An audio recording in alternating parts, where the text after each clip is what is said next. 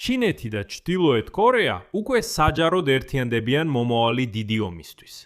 7 წლის შემდეგ პირველად ჩინეთის ლიდერი სი ძინპინი პომპეზურად ეწვია ჩრდილოეთ კორეის დედაქალაქ ფხენიას და მოუწოდა ორი ქვეყნის სტრატეგიული სამხედრო ალიანსის გაძლიერებას. ამასთან პეკინი ახლა საერთოდ აღარ მალავს თავის კავშირებს სანქცირებულ ქვეყანასთან. განსაკუთრებით მას შემდეგ, რაც მაისში დონალდ ტრამპისა და სი ძინპინის სამიტმა აჩვენა, რომ აშშ-ში მზად არის გარკვეულ დათმობებზე წავიდეს. და ეს არის ახალი რეალობა. სი ძინპინმა დაარწმუნა კიმ ჩენ ინი, რომ ჩინეთი არ გადაუხვევს თავის ვალდებულებებს ჩრდილოეთ კორეის საერთო ინტერესების დაცვისა და კენდერის ლიდერის მხარდაჭერის საკითხში.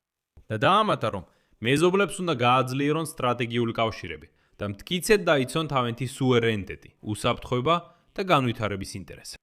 და აქ მოულოდნელად დასავლეთის მედიაც აღიარებს, რომ ჩრდილოეთ კორეის ეკონომიკამ ბოლო წლებში არა მხოლოდ განვითარება, არამედ აყვავება აჩვენა, მიუხედავად იმისა, რომ დასავლეთი ცდილობდა ამ ქვეყნის იზოლირებას. საერთოდ მოდით შევაჯამოთ სი ძინპინის ვიზიტი ჩრდილოეთ კორეაში და როგორ უკავშირდება ეს ჩინეთის, რუსეთისა და ჩრდილოეთ კორეის სამმაგ ალიანსს. ჩემი სახელია ალექსეი პეჩი და სანამ დავიწყებთ, გთხოვთ გამოიწეროთ ეს YouTube არხი, დაალაიქოთ, დაწეროთ ნებისმიერი კომენტარი და გამოიწეროთ ჩემი Telegram არხი პეჩი ნიუსი, ბუმული აღწერაშია. ამ ვიდეოსთან ერთად იქ ვაქვეყნებთ ოპერატიულ სიახლეებს მათი მიღებისთანავე. ასე რომ პირველად 7 წლის განმავლობაში ჩინეთის ლიდერი სი ძინპინი ღიად ჩავიდა ჩრდილოეთ კორეის დედაქალაქ ფხენიაში. მალე დიდებული მიღების შემდეგ სი ძინპინმა მოუწოდა ჩინეთსა და ჩრდილოეთ კორეას შორის სტრატეგიული კოორდინაციისა და თანამშრომლობის გაღრმავებისკენ. მისი თქმით, ორივე ქვეყანამ უნდა მისცეს ურთიერთობებს ახალი ძლიერი ბიძგი. ჩინეთი მზად არის გააფართოოს თანამშრომლობა ისეთ სფეროებში, როგორიცაა ეკონომიკა, ვაჭრობა, სოფლის მეურნეობა, ჯანდაცვა, მშენებლობა, მეცნიერება და ტექნოლოგიები და რაც მთავარია, როგორც აღნიშნა სი ძინპინმა, სამხედრო სფეროში. და მაშინვე აღნიშნავ ერთ მნიშვნელოვან მომენტს. ეს ვიზიტი გახდა სი ძინპინის პირველი უთხოვრი მოგზაურობა წელს და შედგა სულ რამდენიმე კვირის შემდეგ, რაც სი ძინპინმა პეკინში ცალ-ცალკე მიიღო ამერიკის პრეზიდენტი დონალდ ტრამპი და რუსეთის პრეზიდენტი ვლადიმირ პუტინი. დროის არჩევა შეესაბამება პეკინის სურვილს წარმოაჩინოს ჩინეთი როგორც მრავალმხრივი გლობალური მოთამაშე მსოფლიო არენაზე. და სი ძინპინმა ფხენიანში ყოფნისას განაცხადა, რომ ჩინეთი არ გადაუხვევს თავის ვალდებულებებს ჩრდილოეთ კორეის საერთო ინტერესების დაცვის კუთხით და ყოველთვის დაუჭერს მხარს ჩრდილოეთ კორეის ლიდერს კიმ ჩენ ინს. შემდეგ კი მოვიყვან სი ძინპინის საკმაოდ შემაშფოთებელ ციტატას.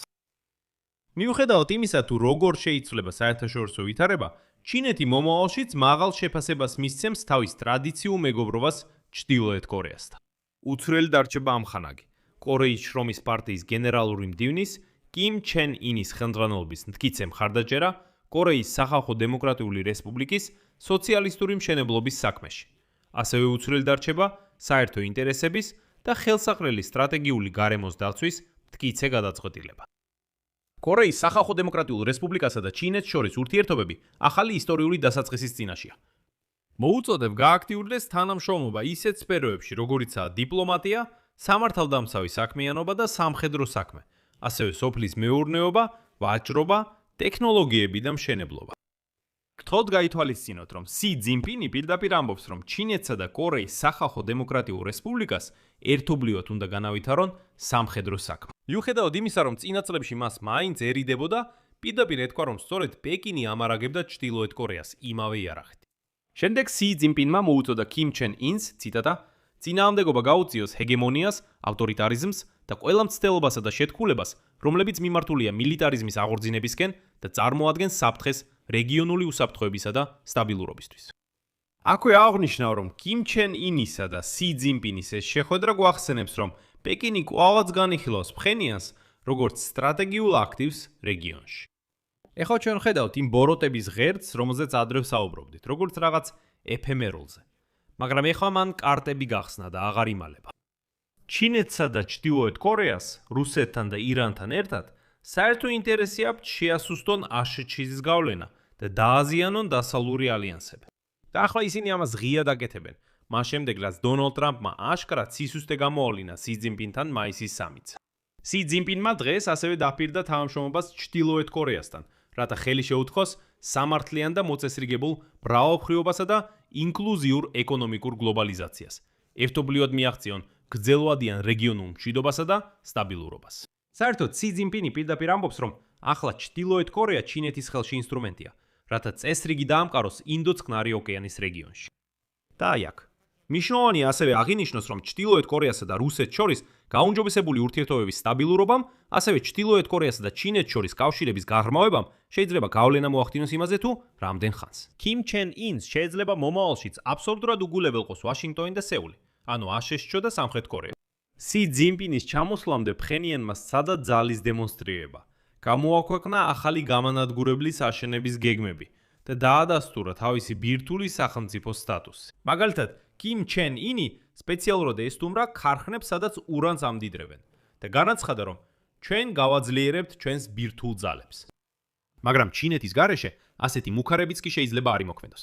და აი, სი ძინპინმა დაადასტურა, რომ ჩინეთი ნებისმიერ შემთხვევაში მხარს დაუჭერს ჩრდილოეთ კორეას. სხვათა შორის, კიმ ჩენ ინმა სი ძინპინს საზეიმო მიღება მოუწყო. ჩინეთის ლიდერს ფხენიანში წითელი ხალიჩით შეხვდნენ. საპატიო ყარაულით. ბავშვები ყვავილების თაიგულებს აძლევდნენ. ყველა ხარობდა ფხენიანში, კიმ ირ სენის მოედანზე, სადაც სამხედრო პარადები და სახელმწიფო დღესასწაულები ტარდება, 21 ზაופისგან артиლერიის საუტი გაისმა. საერთოდ ყველაფერი მაქსიმალურად პომპეზურად იყო. მაგრამ აქ, როგორც მე მგონია, გამოიკვეთა დასავლეთის წნეხის მარცხი კორეის სახალხო დემოკრატიულ რესპუბლიკაზე. Wall Street Journal-ი გამოვიდა მასალით, რომელიც ანგრევს ჩრდილოეთ კორეის იმიჯს. ამ დახურუმა ქვეყანა მოულოდნელად აჩვენა ეკონომიკური ზრდა.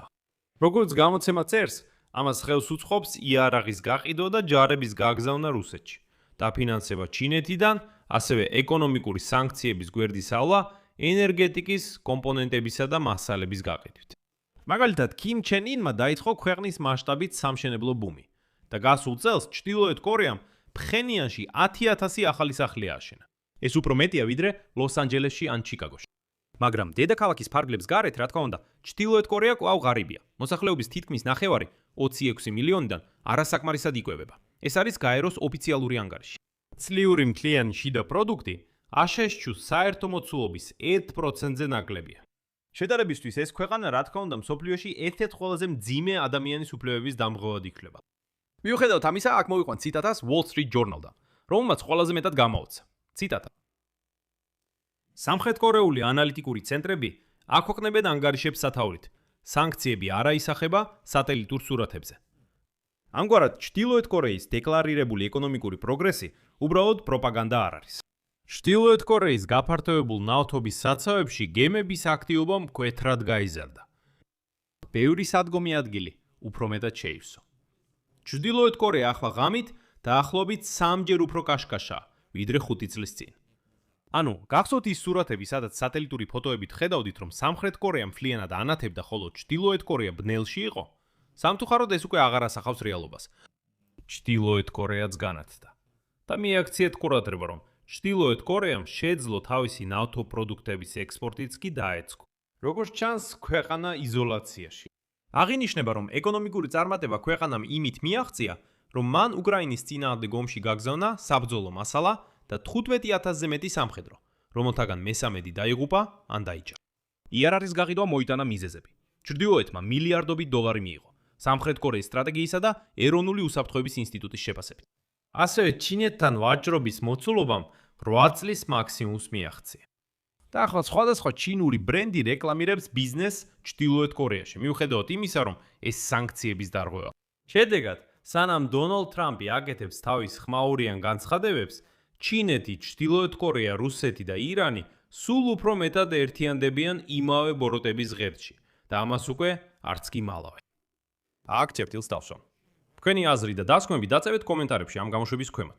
გამოიწერეთ არხი, დააცკაპუნეთ ზარზე და არ დაგავიწყდეთ ლაიკის დაჭერა. ამით ყველაფერი დასრულდა. იზრუნეთ საკუთარ თავზე. ყველას მშვიდობა.